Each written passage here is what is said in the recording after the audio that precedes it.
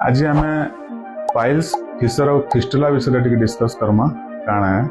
Piles जेनटा कि आम गाँ गली भाषा मलकंठ बोली जानसु कहुसी से गोटे पेनलेस ब्लीडिंग खाली हवा ओनली खाली ब्लीडिंग हवा किसी ना हुए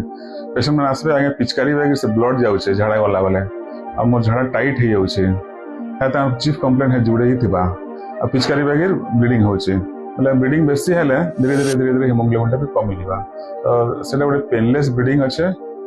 आउ फिशर जेनटा कि आम गोटे एनाल फिशर बेले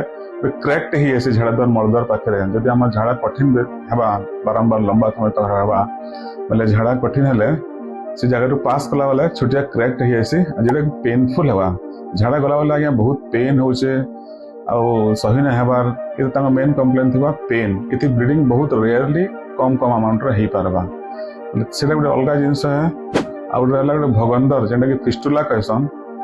सेटा हूँ से झाड़ा रास्ता आखे पाखे एरिया रे छोटिया कणाटे होता से कणारू आम से मल बाहरी पारे पूज बाहरी पारे रक्त बाहरी पारे तर गोटे कणा बाहर थी आ गोटे कणा झाड़ा रास्ता भितर थीसी ताके फिस्टुला कहसी आ से एरिया टे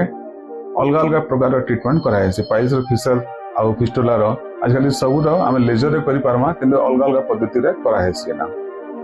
नमस्कार।